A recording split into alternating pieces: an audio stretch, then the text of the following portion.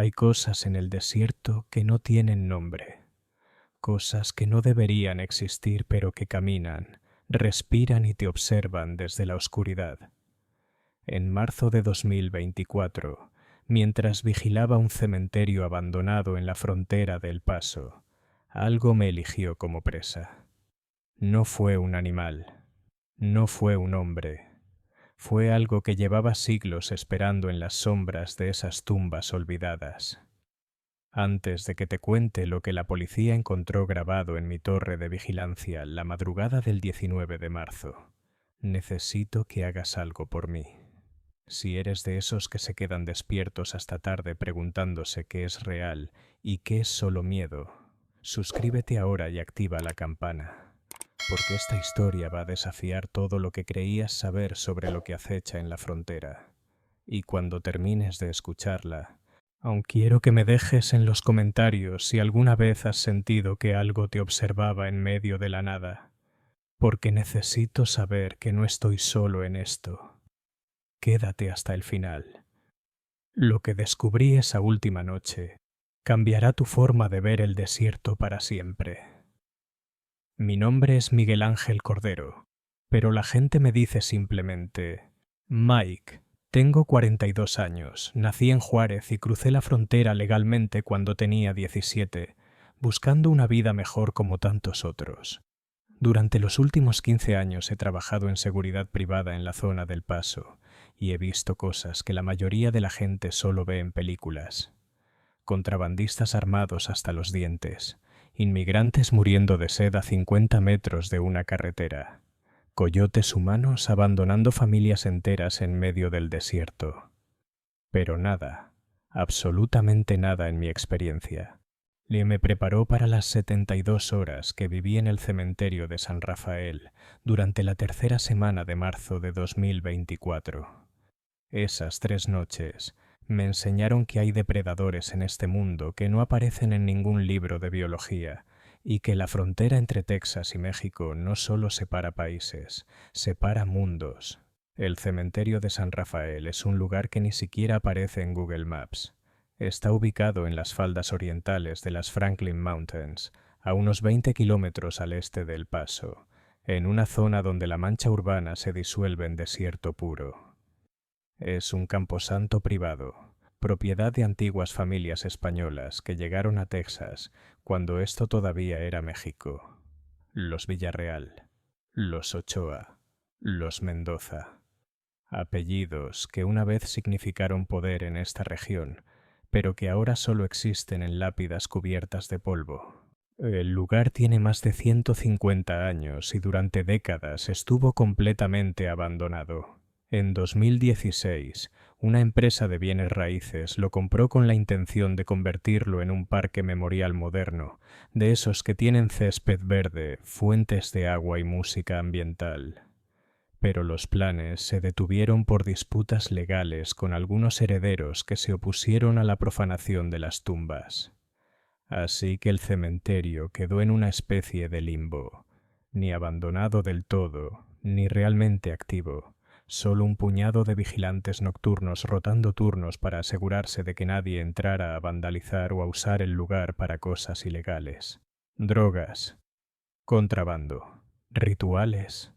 En la frontera nunca sabes qué vas a encontrar. Cuando mi supervisor me asignó el turno de noche en San Rafael el 15 de marzo de 2024, no me pareció nada fuera de lo común. Era mi tercera semana con la empresa y necesitaba las horas extra. Mi turno era de 8 de la noche a 6 de la mañana, 5 días seguidos, con 2 de descanso. El pago era bueno, $18 la hora más, un bono por trabajar en zona remota. Me dieron un arma de reglamento, una Glock 9 milímetros con 2 cargadores de repuesto, una radio de largo alcance, binoculares de visión nocturna, una linterna táctica recargable y un termo de café. También me entregaron una tablet con acceso a las cámaras de seguridad y a los sensores de movimiento que estaban instalados en puntos estratégicos del perímetro. El cementerio está rodeado por un muro de piedra de casi 2 metros de altura, construido hace más de un siglo.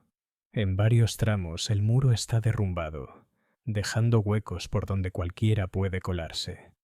Mi trabajo era simple: hacer 4 rondas durante la noche, una cada 2 horas, caminando por los senderos principales con la linterna encendida.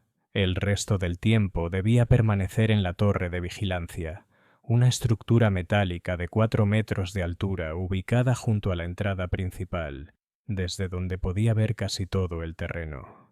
Casi todo. El cementerio tiene aproximadamente 3 hectáreas de extensión. La vegetación es típica del desierto de Chihuahua: arbustos de creosota, nopales gigantes, ocotillos y mezquites retorcidos que parecen esqueletos congelados en posturas de agonía. Las tumbas más antiguas son simples cruces de madera ya carcomidas por el tiempo y el sol, con nombres apenas legibles.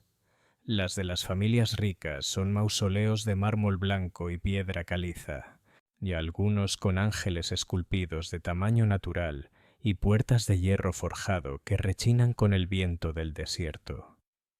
En el centro del cementerio hay una capilla pequeña construida en adobe, con el techo parcialmente colapsado y las ventanas tapiadas con tablones de madera podrida.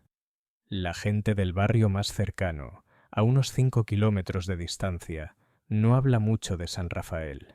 Cuando pregunté en una gasolinera dónde quedaba exactamente, la señora que me atendió hizo la señal de la cruz y me dijo que tuviera cuidado, que ese lugar no era bueno por las noches, que la gente escuchaba cosas. Yo sonreí y le di las gracias.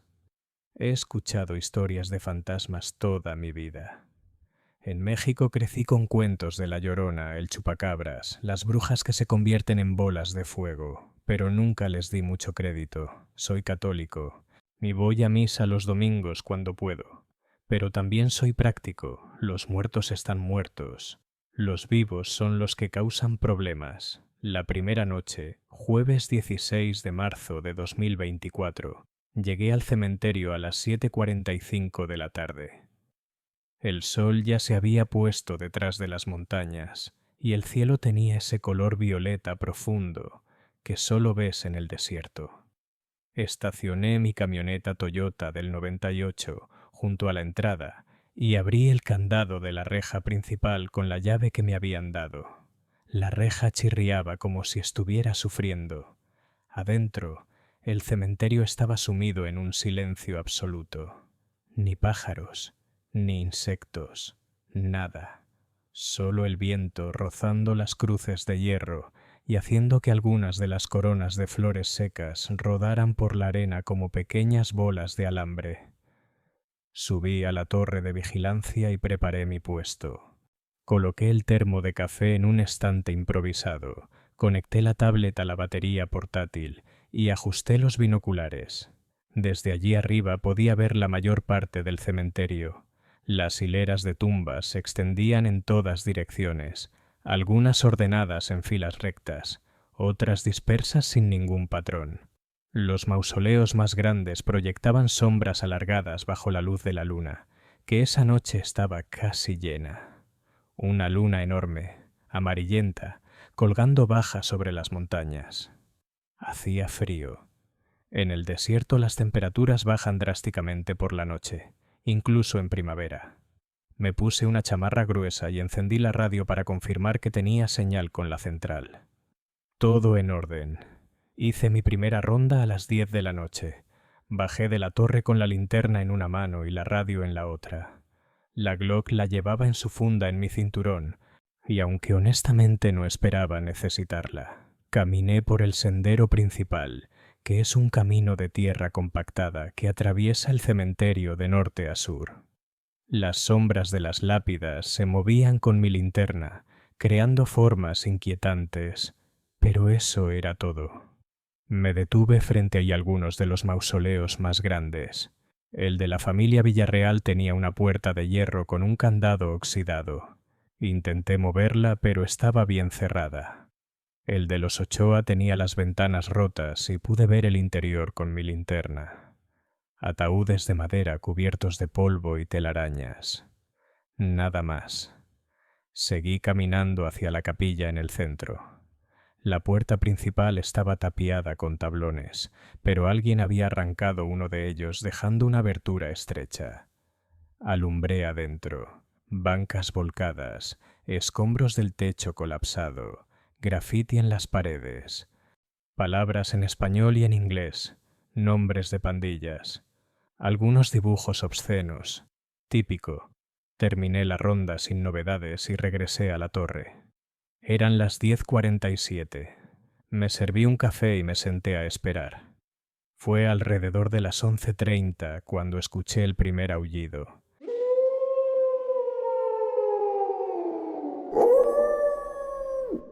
Al principio pensé que eran coyotes. Es común escucharlos en esta zona. Cazan en grupos y por la noche salen de las montañas a buscar comida. Pero este aullido era diferente. Era más largo, más profundo. Tenía una calidad casi humana, como si alguien estuviera imitando el sonido de un animal, pero sin lograrlo del todo. Venía del lado oeste del cementerio, cerca de donde el muro de piedra se había derrumbado casi por completo. Tomé los binoculares de visión nocturna y miré en esa dirección. Todo se veía en tonos verdes y negros. Las tumbas, los arbustos, las sombras. No vi nada moviéndose. El aullido se repitió.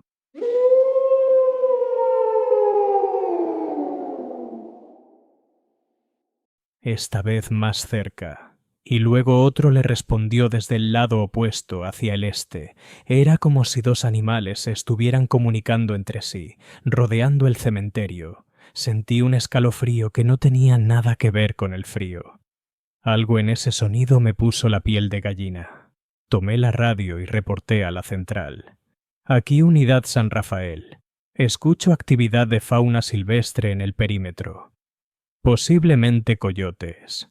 Sin problemas por ahora. La voz del despachador sonó aburrida. Recibido, San Rafael. Mantén vigilancia. Colgué y seguí observando con los binoculares. Los aullidos continuaron durante unos 10 minutos más y luego cesaron por completo. El silencio regresó, tan absoluto que podía escuchar mi propia respiración. Hice mi segunda ronda a medianoche. Esta vez llevaba la mano más cerca de la funda de la Glock. No sé por qué, instinto tal vez, caminé más lento, alumbrando con cuidado cada sombra, cada rincón. Fue cerca del mausoleo de la familia Mendoza cuando encontré el primer animal muerto. Estaba tirado a un lado del sendero, junto a un nopal grande.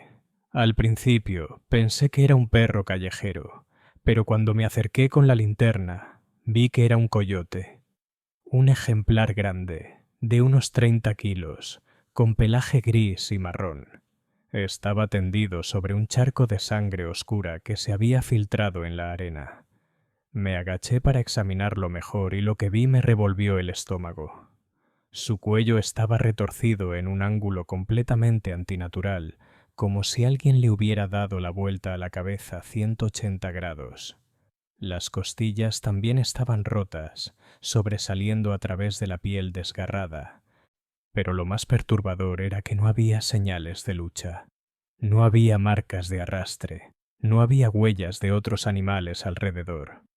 Solo el coyote muerto, con su lengua colgando y los ojos vidriosos mirando hacia la luna. Me levanté y alumbré los alrededores. Nada. Tomé la radio. Central, tengo un hallazgo. Coyote muerto cerca del mausoleo Mendoza. Causa de muerte desconocida. Parece violenta. Hubo una pausa. ¿Representa algún peligro inmediato para ti? Negativo.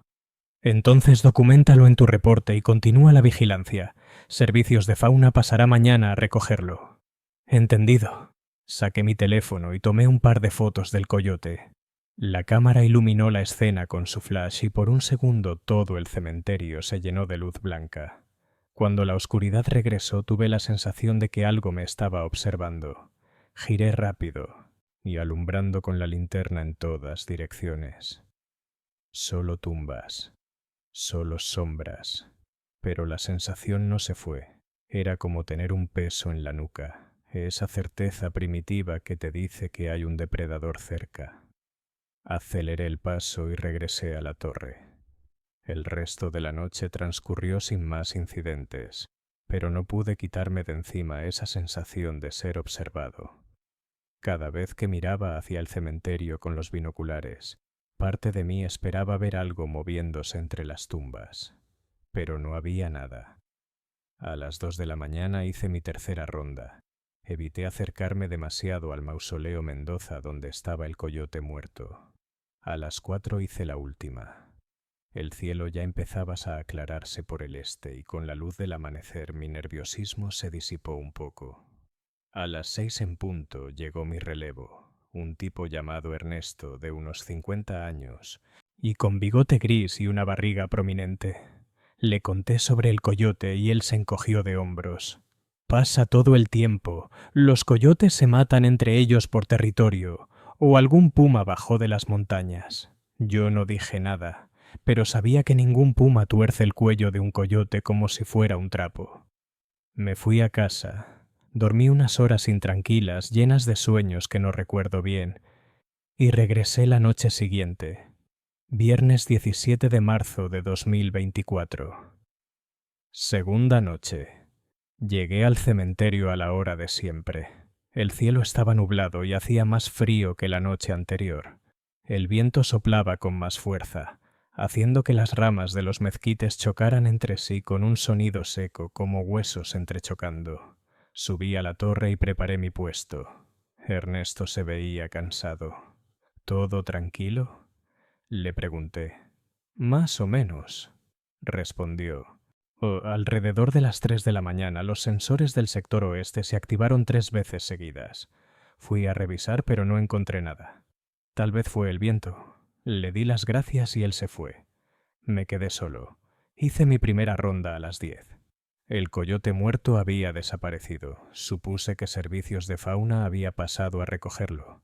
Pero cuando alumbré el lugar donde lo había encontrado, no vi señales de que nadie hubiera estado ahí. Ni huellas de botas, ni marcas de vehículo. Nada. Solo la mancha de sangre seca en la arena. Fruncí el ceño y seguí caminando. Fue entonces cuando encontré el segundo animal muerto.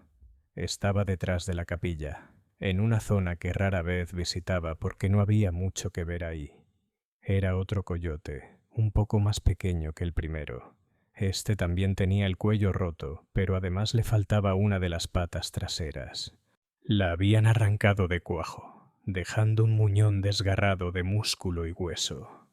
No había rastros de la pata por ningún lado. Sentí un nudo en el estómago. Tomé fotos y reporté a la central. La misma voz aburrida me dijo que lo documentara en mi reporte. Esa noche los aullidos comenzaron más temprano, a las 11 en punto, y esta vez eran más fuertes, más insistentes. Venían de todas direcciones, como si varios animales estuvieran rodeando el cementerio. Tomé los binoculares y empecé a escanear el perímetro metódicamente. Fue en el sector norte cuando lo vi por primera vez. Al principio pensé que era un perro grande. Estaba parado junto a una sección del muro derrumbado, inmóvil, mirando hacia la torre. A través de los binoculares de visión nocturna lo veía en tonos verdes brillantes. Era alto, más alto que cualquier perro que hubiera visto. No, tal vez 1,5 metros a la cruz. Su cuerpo era musculoso, con un pelaje oscuro que parecía absorber la luz. Y lo más extraño, estaba sentado sobre sus cuartos traseros como un perro, pero sus patas delanteras eran demasiado largas, demasiado parecidas a brazos. Lo observé durante casi 1 minuto completo. No se movía, solo me miraba. Aunque a esa distancia y sin poder ver sus ojos realmente, tenía la certeza absoluta de que me estaba mirando directamente a mí. Bajé los binoculares, parpadeé, volví a mirar. Seguía ahí. Tomé la linterna táctica y apunté el haz de luz hacia donde estaba la criatura. La luz atravesó la distancia iluminando las tumbas, los arbustos, el muro de piedra. Y nada. No había nada ahí. Volví a mirar con los binoculares. Había desaparecido. ¿Alguna vez has sentido que algo imposible te está estudiando y aprendiendo tus movimientos, esperando el momento perfecto para atacar? Esa noche no pude dormir ni un segundo. Me quedé en la torre con todos mis sentidos alerta, girando constantemente para vigilar todas las direcciones. Los aullidos continuaron hasta casi las 3 de la mañana. Y luego, silencio total. Ni viento, ni insectos. Nada. Ese tipo de silencio que sientes físicamente, como una presión en los oídos. Hice mis rondas con la mano en la Glock todo el tiempo. Cada sombra me parecía sospechosa. Cada crujido me hacía girar con la linterna apuntando. No encontré más animales muertos, pero sí encontré algo que me heló la sangre. Eran huellas. Las vi cerca del mausoleo Mendoza, en una zona donde la arena estaba suelta. Al principio parecían huellas de un perro grande o un lobo, 4 dedos y almohadillas bien marcadas. Pero eran demasiado grandes. Cada huella medía casi 20 centímetros de largo, y lo más perturbador era que en algunos tramos las huellas cambiaban. De 4 patas pasaban a 2, como si lo que fuera que las había dejado hubiera empezado a caminar erguido sobre sus patas traseras. Seguí el rastro con mi linterna. Las huellas rodeaban varios mausoleos. Se acercaban a la torre de vigilancia hasta estar a menos de 10 metros y luego se alejaban hacia el oeste, donde desaparecían en una zona rocosa. Sentí que mi corazón latía en mi garganta. Saqué mi teléfono y tomé fotos de las huellas. Luego tomé la radio. Mi mano temblaba. Central, necesito reportar algo urgente. Silencio. Central, ¿me copias? Más silencio. Revisé la radio, tenía batería, tenía señal, pero nadie respondía. Miré mi teléfono. Sin servicio. Imposible. Ahí siempre había señal. Maldije en voz baja y decidí que en cuanto amaneciera, me iba de ahí y no regresaba. Pero la noche tenía otros planes. Eran las 4:30 de la mañana. Todavía faltaba más de una hora para el amanecer. Estaba en la torre, bebiendo el último café frío de mi termo, cuando escuché el sonido. No era un aullido esta vez. Era más parecido a un arrastre, como si algo pesado se moviera entre las tumbas. Tomé los binoculares y miré hacia donde venía el sonido. Sector sur. Allí, entre 2 hileras de cruces de madera, vi una silueta moviéndose. Era grande, muy grande. Se desplazaba en 4 patas, pero con una agilidad extraña, casi felina. Se detuvo frente a uno de los mausoleos, el de la familia Ochoa, y entonces hizo algo que me quitó el aliento. Se puso de pie, se levantó sobre sus patas traseras como un hombre, y cuando lo hizo, su silueta se volvió inconfundible. Era humanoide, pero definitivamente no humana. Los brazos eran demasiado largos, colgando casi hasta las rodillas. Los hombros eran anchos y musculosos. La cabeza tenía una forma alargada, con orejas puntiagudas que se movían independientemente una de la otra, y estaba cubierta completamente de pelaje oscuro. Se quedó ahí de pie, inmóvil, durante varios segundos, y luego giró la cabeza en dirección a la torre, hacia mí. A través de los binoculares vi algo que nunca olvidaré. Sus ojos no brillaban, no reflejaban la luz como los ojos de un animal. Eran negros, completamente negros, como 2 agujeros vacíos en su rostro. Dejé caer los binoculares. Mi respiración se aceleró. Tomé la Glock y le quité el seguro. La criatura empezó a caminar hacia la torre. No corría, caminaba despacio, con pasos medidos, en 2 patas, como si tuviera todo el tiempo del mundo, como si supiera que no tenía a dónde ir. Apunté la linterna hacia ella. El haz de luz la iluminó completamente y entonces pude verla sin los binoculares. Era real, no era una sombra, no era mi imaginación, era una criatura de casi 2 metros de altura, con un cuerpo musculoso cubierto de pelo negro. Su rostro era una mezcla horrible entre lobo y hombre. hocico alargado con dientes que sobresalían incluso con la boca cerrada, ojos negros sin pupilas visibles, orejas puntiagudas. Pero las manos, Dios, las manos eran lo peor. Tenía 5 dedos como los humanos, pero terminaban en garras largas y curvas que brillaban bajo la luz de mi linterna. Dio otro paso hacia la torre. Levanté la Glock y le apunté. ¡Detente!, grité. Mi voz sonó débil y temblorosa. «No te acerques o disparo». La criatura se detuvo. Inclinó la cabeza hacia un lado, como un perro que no entiende algo, y entonces abrió la boca. Lo que salió de ahí no fue un gruñido, fue una imitación grotesca de una voz humana, ronca, quebrada, pero inconfundiblemente palabras. «Miguel», dijo mi nombre, supo mi nombre. Sentí que mis piernas se convertían en gelatina. «¿Cómo?» «Miguel Ángel», lo repitió arrastrando las sílabas, y entonces sonrió. Una sonrisa llena de dientes afilados. Demasiados dientes. Disparé. El sonido de la Glock fue ensordecedor en el silencio del cementerio. La bala le dio en el hombro. Vi cómo su cuerpo se sacudió con el impacto.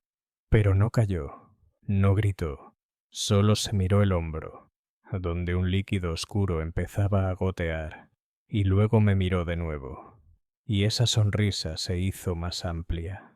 Disparé otra vez, y otra, y otra. Le di al menos 3 veces más, pecho, abdomen, pierna. Cada impacto lo hacía retroceder un paso, pero no caía, no moría. Y entonces hizo algo que nunca podré borrar de mi mente. Se echó a correr, no hacia mí, en dirección opuesta, en 4 patas.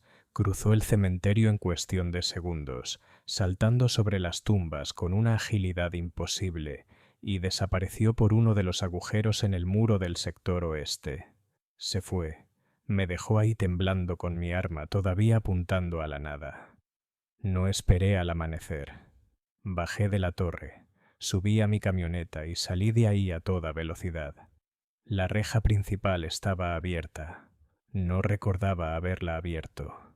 No me importó. Conduje hasta la gasolinera más cercana. Estacioné bajo las luces brillantes y llamé a mi supervisor. Le conté todo, cada detalle. Esperaba que me dijera que estaba loco.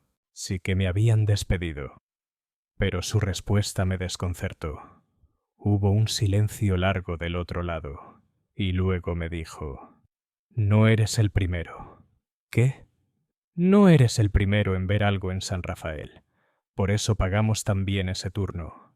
La mayoría de los vigilantes renuncian después de 2 noches». «¿Y nadie me advirtió?» «Si te advertimos, nadie acepta el trabajo. Mira, Miguel, puedes renunciar ahora mismo y te pagaremos las 2 noches completas sin problemas. O puedes terminar tus 3 noches restantes con un bono de $500 extras. Tú decides». Colgué. Necesitaba ese dinero. Mi esposa estaba embarazada de nuestro segundo hijo y las cuentas se acumulaban. Pero $500 no valían mi vida. Decidí que no volvería. Pasé el viernes en casa, inquieto, sin poder dormir bien. Mi esposa notó que algo andaba mal, pero le dije que solo estaba cansado. El sábado por la tarde recibí una llamada de un número desconocido. Contesté. Era una voz de mujer, mayor, con acento español. «¿Señor Cordero?» «Sí». «Mi nombre es Elena Villarreal. Soy una de las herederas del cementerio de San Rafael. Me dijeron que usted vio algo ahí. Necesito hablar con usted. Es urgente». «¿Qué harías tú si la única persona que puede darte respuestas sobre la pesadilla que viviste también confirma que esa pesadilla es real?» Quedamos de vernos esa misma tarde en un café del centro del Paso. Elena Villarreal era una mujer de unos 70 años, delgada, con el cabello blanco recogido en un moño y unos ojos oscuros que parecían haber visto demasiado. Llevaba un rosario enrollado en su muñeca y cuando nos sentamos, lo primero que hizo fue santiguarse. «Gracias por venir», me dijo. «Sé que lo que vio lo tiene confundido y asustado. Yo estoy aquí para decirle la verdad, aunque probablemente no le va a gustar». Le conté todo lo que había visto, los coyotes muertos, las huellas, la criatura, los disparos que no la detuvieron, el hecho de que sabía mi nombre. Ella escuchó sin interrumpir, asintiendo de vez en cuando. Cuando terminé, suspiró profundamente. «Lo que vio es real», dijo. «Mi familia lo sabe desde hace generaciones. Por eso el cementerio fue abandonado. Por eso nadie de nosotros va ahí por las noches. Lo llamamos el guardián, aunque no guarda nada. Caza. ¿Qué es? Hay varias teorías. Mi abuela decía que era un nahual, un brujo que puede transformarse en animal. Otros dicen que es un espíritu antiguo que habitaba estas tierras mucho antes de que llegaran los españoles. Y lo único que sabemos con certeza es que está atado a ese lugar. Nunca cruza más allá de cierto perímetro. Es como si el cementerio fuera su territorio. ¿Por qué no lo han matado? Lo han intentado. Varias veces. En 1953 mi tío organizó una cacería con 12 hombres armados. Solo 7 regresaron. Los otros 5 fueron encontrados semanas después, enterrados en tumbas sin nombre dentro del cementerio. En 1978, la policía organizó una operación después de que 2 adolescentes desaparecieron ahí. Encontraron los restos de los chicos, pero la criatura nunca apareció. No se le puede matar con balas, no se le puede atrapar, solo se le puede evitar. ¿Y qué hago yo ahora? Nunca regrese ahí, dijo con firmeza. Usted lo vio directamente. Usted interactuó con él. Eso crea un vínculo. Si regresa, él lo estará esperando. Y la próxima vez no dejará que se vaya. Le agradecí la información y me fui de ahí sintiéndome aún más perturbado que antes. Llamé a mi supervisor y le dije que renunciaba. Me dijo que lo entendía y que me llegaría el pago de las 2 noches trabajadas. Pensé que con eso todo había terminado. Estaba equivocado. Esa noche, sábado 18 de marzo, no pude dormir. Cada vez que cerraba los ojos veía esos ojos negros mirándome. Escuchaba mi nombre pronunciado con esa voz ronca e inhumana. A eso de las 2 de la mañana estaba en la sala de mi casa viendo televisión con el volumen bajo para no despertar a mi esposa, cuando mi teléfono sonó. Era mi supervisor. «Miguel, necesito que vayas a San Rafael ahora». Renuncié. Lo sé, pero el vigilante que mandamos esta noche acaba de llamar completamente histérico. Dice que hay algo persiguiéndolo. Que no puede salir, que las puertas están bloqueadas. Envié a 2 unidades más, pero están a 40 minutos de distancia. Tú estás a 20. Por favor, ese chico tiene 22 años y está solo ahí. Maldije. ¿Cuánto? $1000 cash, esta misma noche. Tomé mi Glock, subí a mi camioneta y conduje hacia San Rafael. El camino nunca me había parecido tan largo. Cuando llegué eran las 2:47 de la mañana. La reja principal estaba cerrada con candado desde dentro, lo cual no tenía sentido. Toqué el claxon varias veces. Nadie respondió. Tomé mi linterna y caminé alrededor del perímetro hasta uno de los agujeros en el muro. Me colé. Adentro, el cementerio estaba sumido en una oscuridad opresiva. Las nubes cubrían la luna por completo. Encendí la linterna y empecé a caminar hacia la torre de vigilancia. «¡Hola!», grité. «Soy Miguel de seguridad». «¿Dónde estás?». Silencio. Y entonces lo escuché. Un gemido débil viniendo de algún lugar hacia el este. Corrí en esa dirección, saltando sobre tumbas, esquivando arbustos. Lo encontré detrás de uno de los mausoleos grandes. Era un chico joven, hispano, con el uniforme de la empresa. Estaba acurrucado contra la pared de piedra, temblando. Cuando me vio, casi lloró de alivio. «Gracias a Dios, gracias a Dios». «¿Qué pasó?». «Está aquí, esa cosa está aquí. Me persiguió desde la torre. Intenté salir, pero todas las salidas están bloqueadas.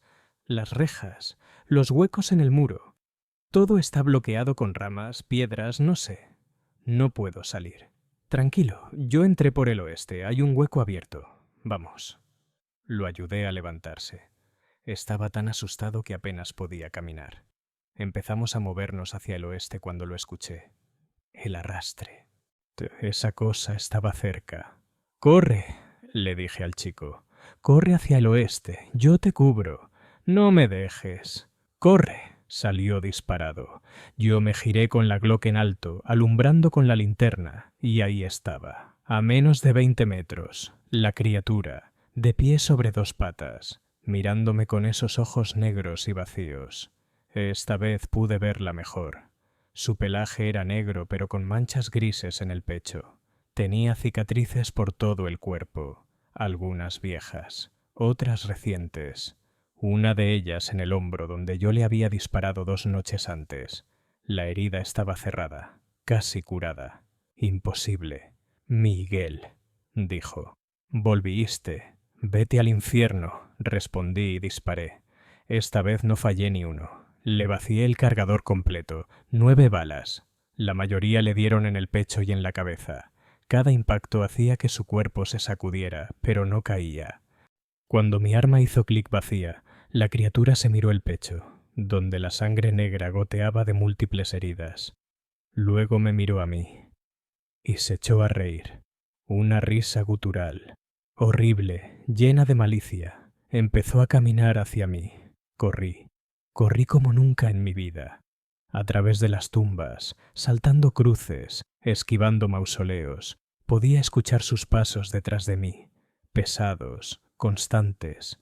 No corría, caminaba, porque sabía que no tenía escapatoria. Llegué al hueco en el muro del oeste. El chico ya había salido y estaba junto a mi camioneta gritándome que me apurara.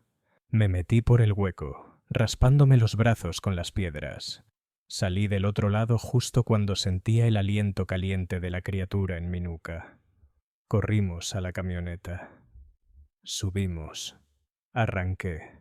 Miré por el espejo retrovisor y la vi, parada junto al muro, observándonos, sin perseguirnos, porque ya había cruzado su perímetro. Tal como Elena había dicho, no podía salir del cementerio. Conduje hasta la carretera principal sin parar. El chico renunció esa misma noche. Yo también confirmé mi renuncia. Mi supervisor me pagó los $1000 como prometió y nunca más supe de él. Pasaron los días, luego semanas.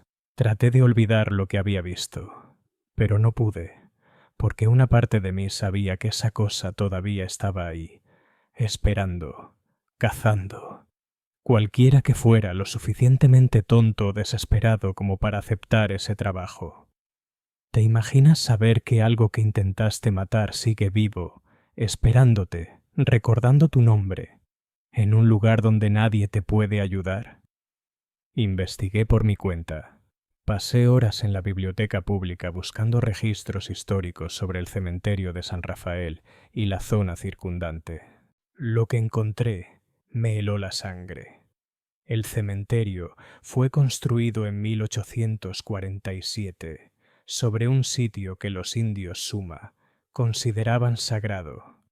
Era un lugar de enterramiento tribal que había sido usado durante siglos. Cuando los españoles llegaron y reclamaron la tierra, profanaron esas tumbas antiguas y construyeron sus propios mausoleos encima.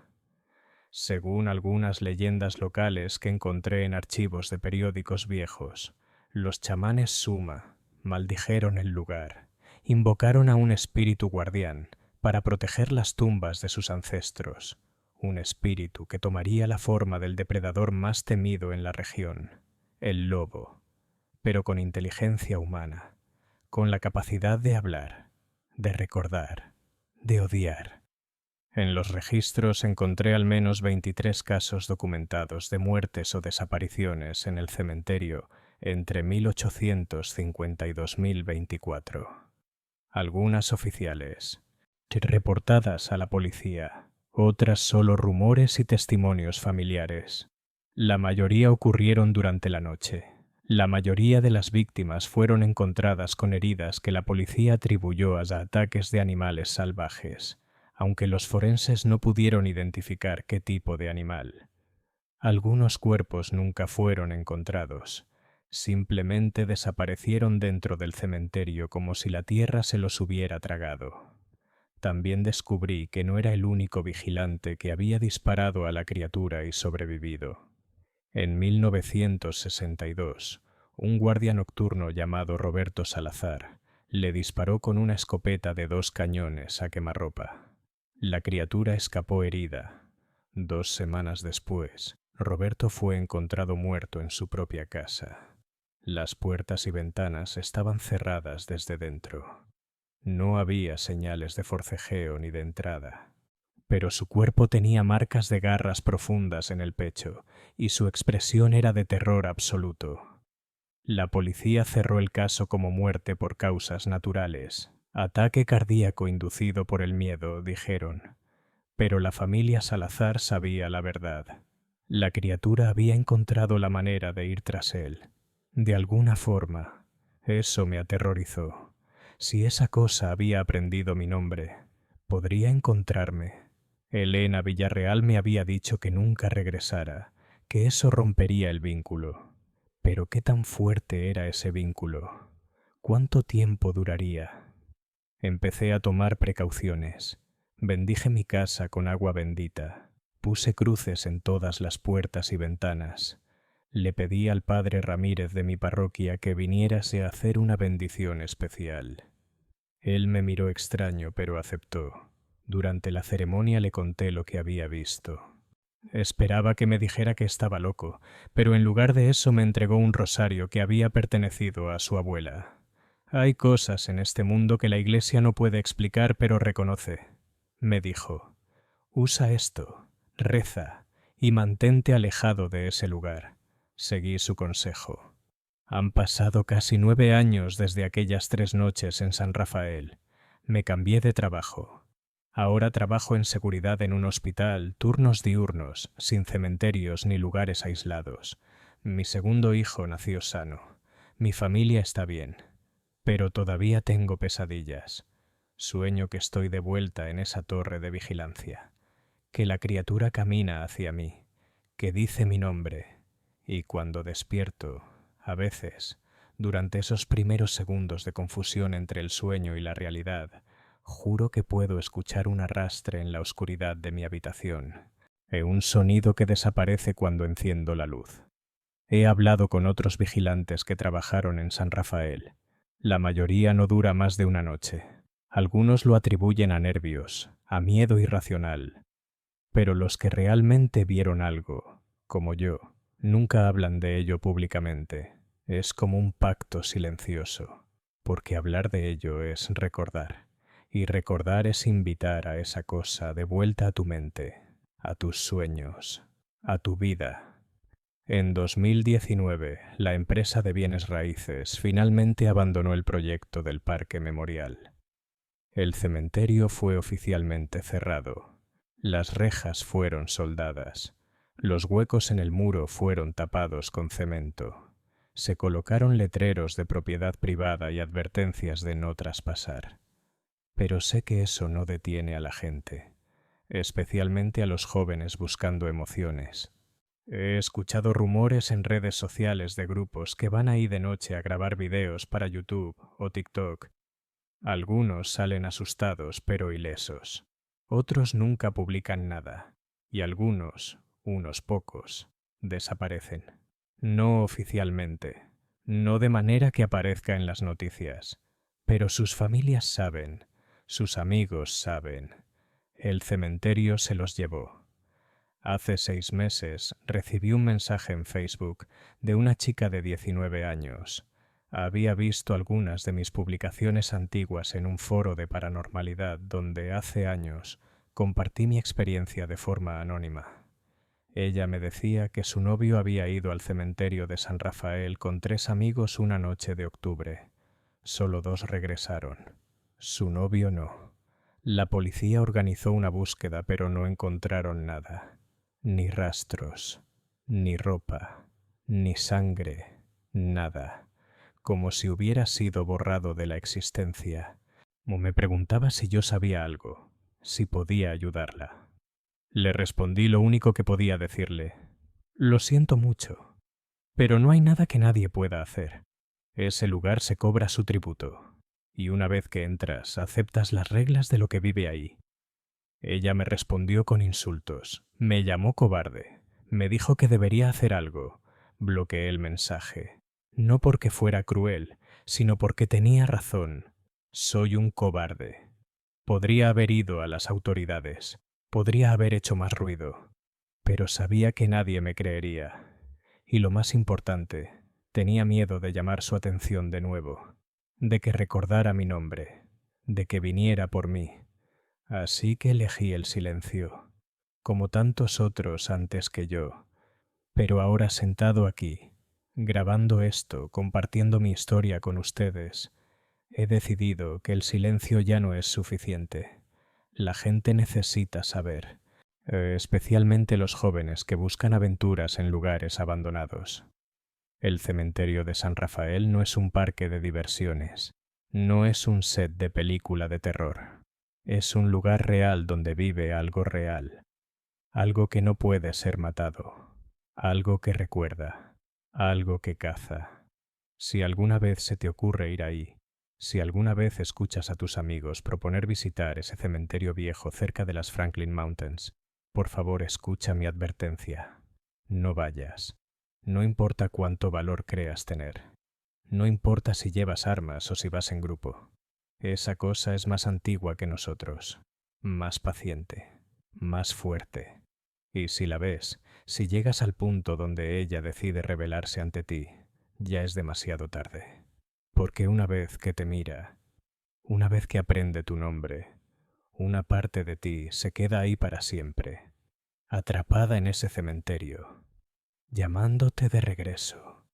Y si eres lo suficientemente tonto como para responder a ese llamado, si regresas, ella estará esperando, con toda la paciencia del mundo, con toda la eternidad de su lado. Yo disparé a esa criatura más de 12 veces en 2 encuentros diferentes. Vi cómo las balas entraban en su carne, vi la sangre negra gotear, y nada la detuvo, nada la mató. Por eso sé que lo que vive ahí no es simplemente un animal, es algo más, algo que nuestra ciencia no puede explicar y nuestras armas no pueden destruir, algo que desafía todo lo que creemos saber sobre la realidad. Y lo peor de todo es que no está solo. He hablado con gente de otras partes de la frontera, de Nuevo México, de Arizona, del norte de México, y todos tienen historias similares. Lugares malditos, cementerios olvidados, carreteras desiertas, donde criaturas imposibles cazan bajo la luna, donde la línea entre el mito y la realidad se difumina hasta desaparecer. El hombre lobo del Paso es solo uno de ellos. Hay otros, esperando, observando, recordando los nombres de los que se atreven a invadir su territorio. Y recuerda, la próxima vez que manejes por el desierto en plena noche y veas algo grande cruzando la carretera en 2 patas, no frenes para ver qué es. Acelera y nunca mires por el espejo retrovisor. Sé lo que estás pensando, que debería haber hecho más, que debería haber ido a los medios, a la prensa, a investigadores paranormales, que debería haber expuesto al mundo lo que realmente existe en ese cementerio. Y tienes razón, pero déjame explicarte por qué no lo hice. Déjame contarte lo que pasó en los meses posteriores a esas 3 noches, porque mi historia no terminó cuando salí de San Rafael por última vez. O en realidad, apenas estaba comenzando. Las primeras 2 semanas después de mi último encuentro fueron relativamente normales.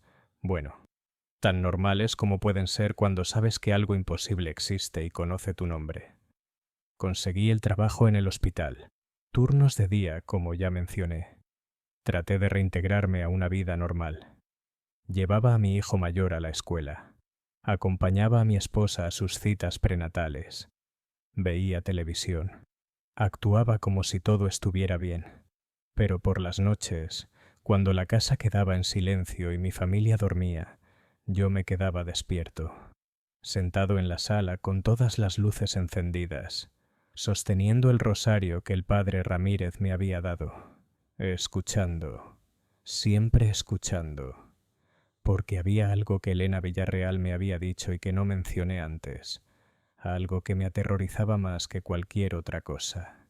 Antes de despedirnos en aquel café, ella había puesto su mano arrugada sobre la mía y me había dicho: si alguna vez escucha su nombre pronunciado en la oscuridad, si lo escucha cuando está solo en su casa, no responda.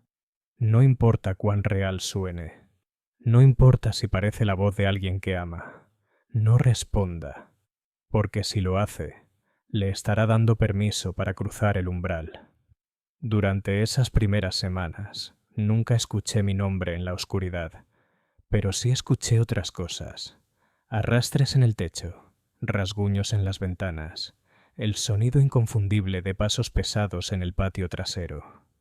Cada vez que escuchaba algo, me levantaba con mi linterna y mi pistola, revisaba toda la casa, el perímetro exterior.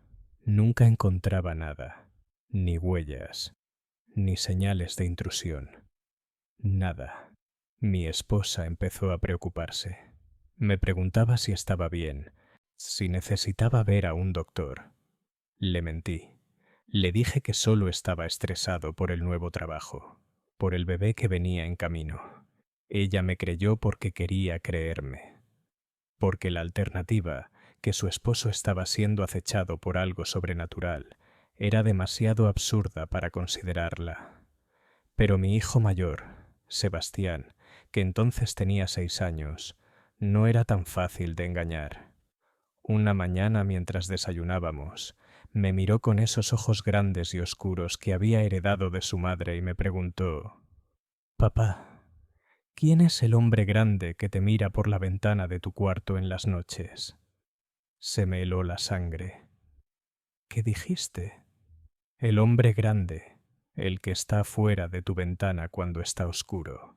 Lo vi anoche cuando fui al baño. Tiene ojos negros». Mi esposa soltó una risa nerviosa.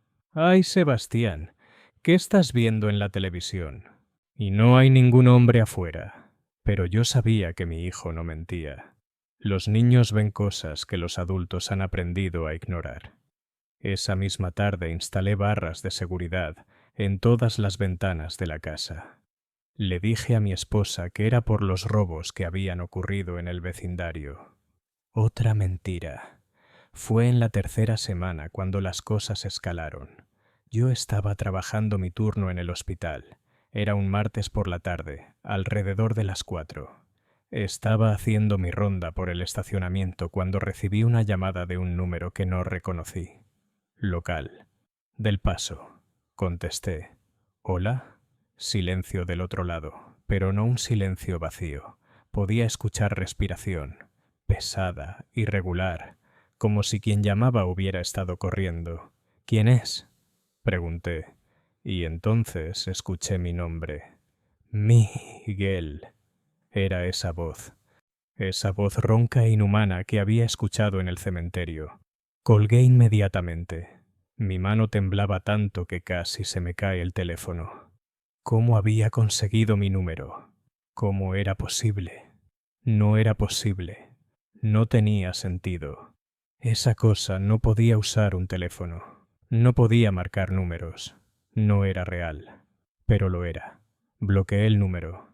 Durante los siguientes 3 días recibí llamadas de 5 números diferentes, todos locales, todos con el mismo patrón. Silencio. Respiración pesada. Mi nombre pronunciado con esa voz que no era humana ni animal, sino algo atrapado entre ambos.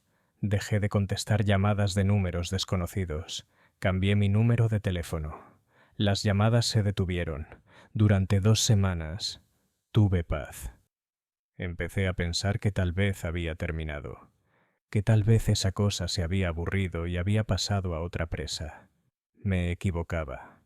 ¿Qué haces cuando el monstruo de tus pesadillas aprende las reglas del mundo moderno y empieza a usarlas en tu contra? Una noche de abril, cerca de las 2 de la mañana, desperté porque Sebastián estaba parado junto a mi cama. Tenía los ojos abiertos, pero su mirada estaba perdida, como si estuviera dormido. Sonámbulo. Mi esposa, embarazada de 8 meses, dormía profundamente a mi lado. Me senté en la cama.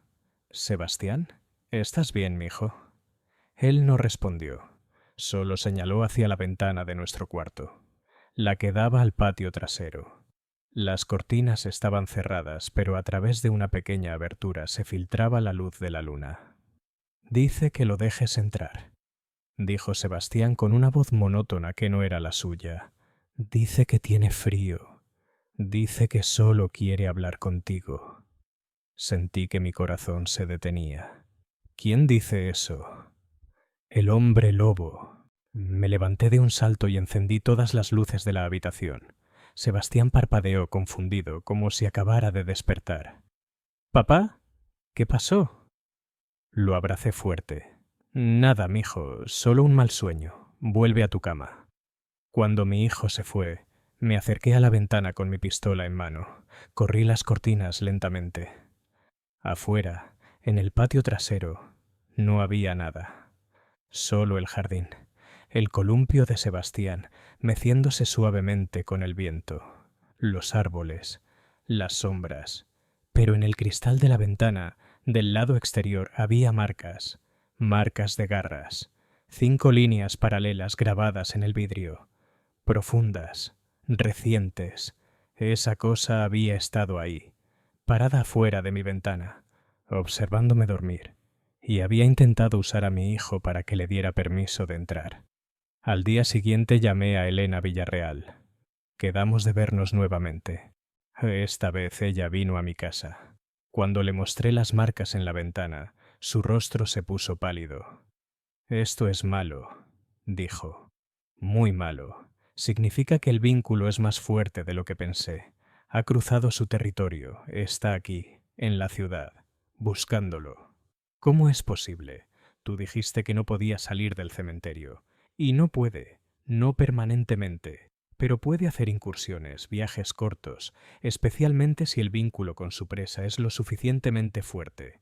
Usted le disparó. Lo hirió. Lo desafió. Eso creó una conexión, y ahora lo ve como una amenaza, como algo que debe eliminar. ¿Qué hago? Ella sacó algo de su bolso. Era un frasco pequeño de vidrio lleno de un líquido oscuro que parecía aceite. Esto perteneció a mi bisabuela, era curandera, sabía de estas cosas. Es agua bendita mezclada con hierbas protectoras y tierra consagrada de una iglesia muy antigua en México. Debe untar esto en todas las entradas de su casa, puertas, ventanas, incluso las salidas de ventilación. Y debe rezar.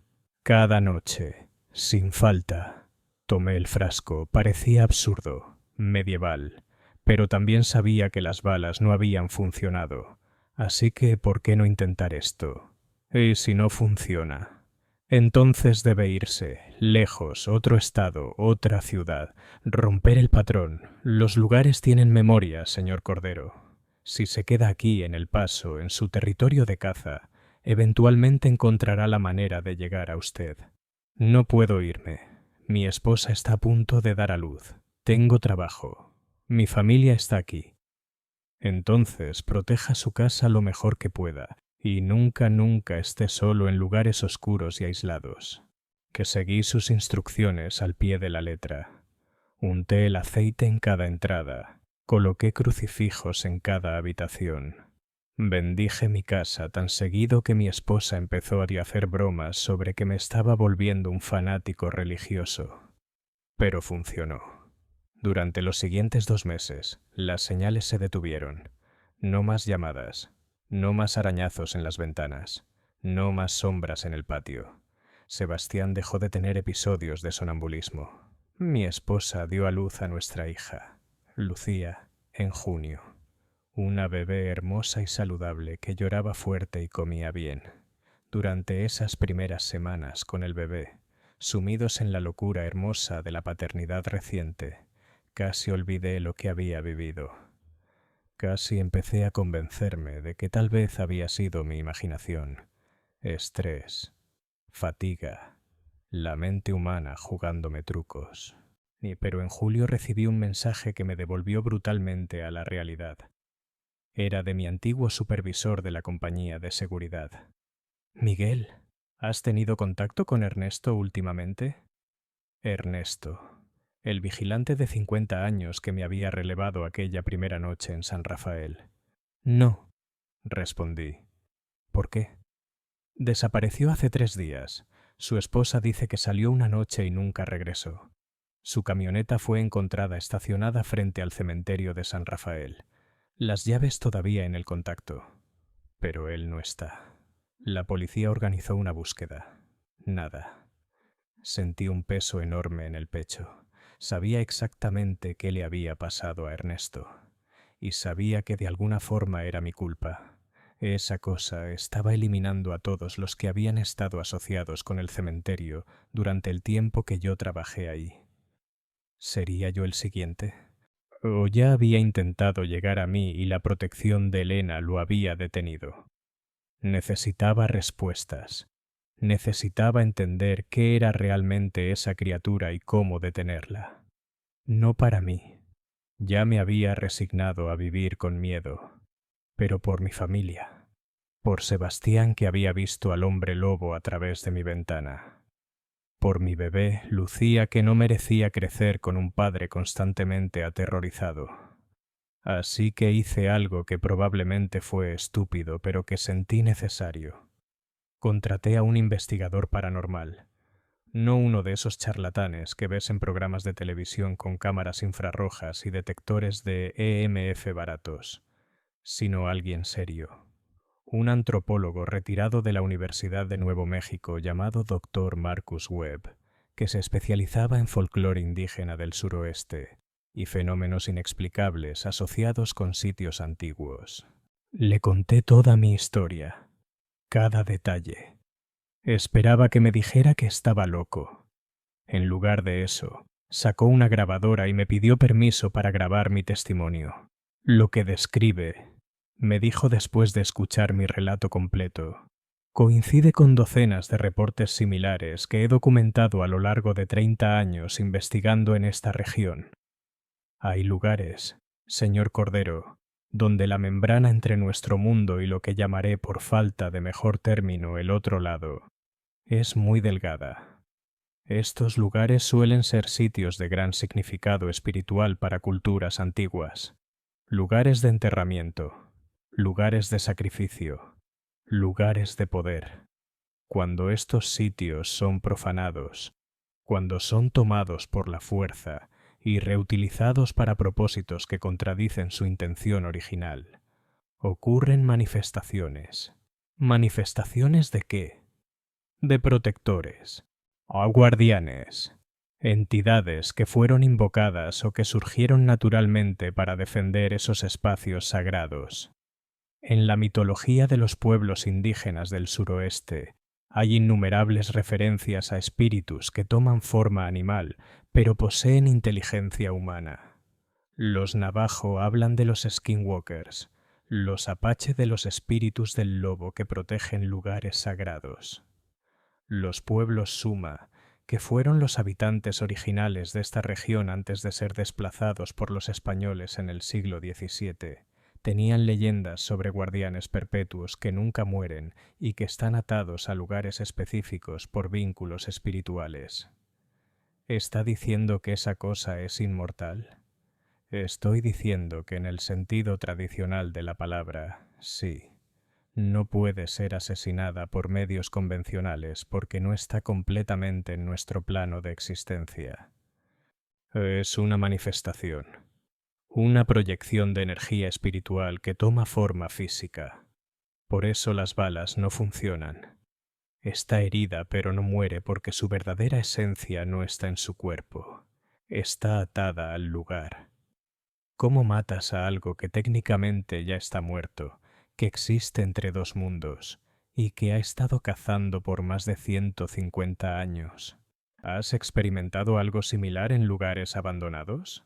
¿Conoces el cementerio de San Rafael o has escuchado las historias? ¿Has perdido a alguien en circunstancias inexplicables? ¿Desde dónde nos escuchas? Especialmente si eres de la frontera Texas-México, este es un espacio seguro para compartir. Tu historia podría ayudar a otros, tu advertencia podría salvar una vida. Suscríbete y activa la campanita para no perderte la segunda parte de esta historia del cementerio de San Rafael. Publicamos historias verificables cada semana basadas en testimonios documentados. Comparte este video con cualquier persona que conozcas que explore lugares abandonados o planee acampar en zonas remotas del suroeste. Podría ser la diferencia entre la vida y la muerte.